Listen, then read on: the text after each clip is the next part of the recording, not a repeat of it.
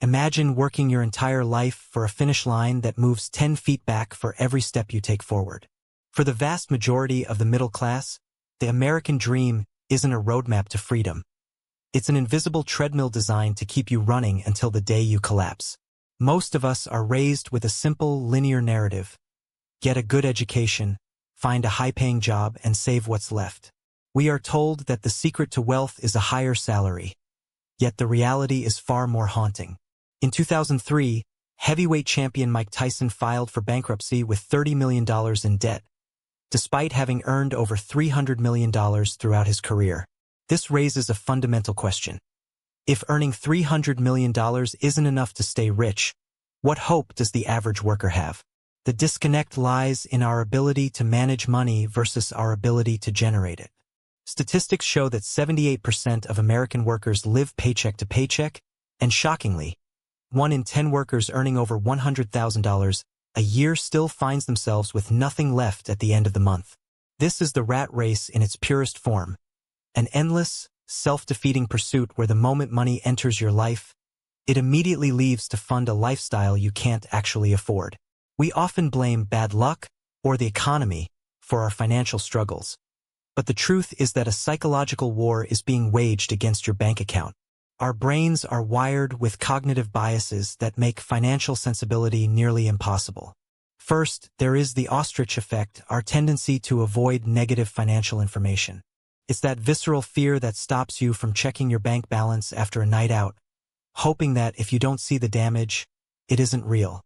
Then, there is hyperbolic discounting, a bias that forces us to choose the short-term dopamine hit of a new purchase over the long-term freedom of an investment. We choose a new pair of shoes today over $1 million 30 years from now because our brains aren't evolved to value the future self. But the most lethal trap for the middle class is social proof, better known as keeping up with the Joneses. In the digital age, the Joneses aren't just your neighbors. They are the curated, filtered influencers on your screen. We measure our self-worth by how many people like our material possessions, leading us to buy things we don't need to impress people we don't even like. We care more about appearing as though we have money than actually having it.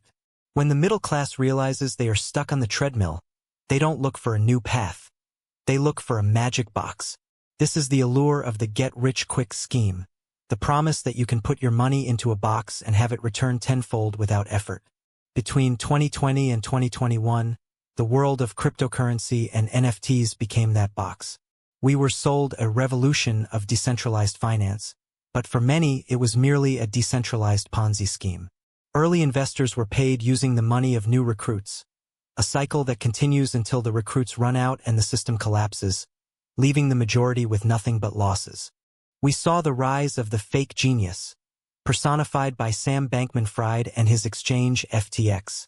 He built an image of a disheveled tech nerd who lived on a bean bag and drove a Toyota Corolla, all while supposedly earning billions to give it all away through effective altruism. Investors from Wall Street to Silicon Valley bought into the story, ignoring the fact that beneath the surface was a $30 billion fraud where customer deposits were being funneled to a sister company for speculative gambling. The middle class lost their life savings because they trusted a story over a balance sheet. When the magic box fails and the math doesn't add up, the middle class often turns to ideology. The law of attraction is a billion-dollar industry that teaches a seemingly innocent idea. Think positive, and you will attract positive experiences. But as you go down the rabbit hole, it turns into a tool for gaslighting and material harm. The central claim is that your thoughts vibrate on a frequency that attracts similar frequencies from the universe. This is marketed as physics, using terms like quantum science to sound valid, yet it is fundamentally pseudoscience. The danger is that the law of attraction is unfalsifiable. If you manifest your goals, the law works. If you don't, the law still works. You just didn't believe hard enough or you had a subconscious blockage. This creates a cycle of blame. If you are struggling financially, the ideology suggests it is your fault for vibrating on a negative frequency. It allows gurus to remain blameless while the believer is left to gaslight themselves into thinking their poverty is a moral or spiritual defect. The middle class stays poor because they are caught in a cycle of mediocre production and high consumption. To escape, you must move from a consumer to a producer. Most people only produce value through labor, trading their limited hours for a paycheck. But wealth is not created by trading time. It is created by finding a problem in the market and selling a solution at scale. Whether it is software, content, or a physical product, the goal is to provide value to thousands or millions of people simultaneously. Money is simply an expression of value. If you want more money, you must provide more perceived value to the market. The middle class fails because they focus on consuming value created by others, the latest tech, the designer clothes, the luxury vacations, while their own production remains stagnant.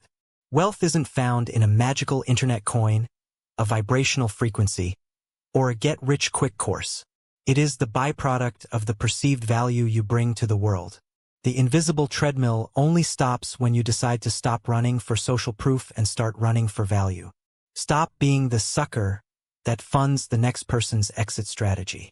Stop living for the likes of a curated lifestyle you can't afford. The only way to win the rat race is to leave the track entirely.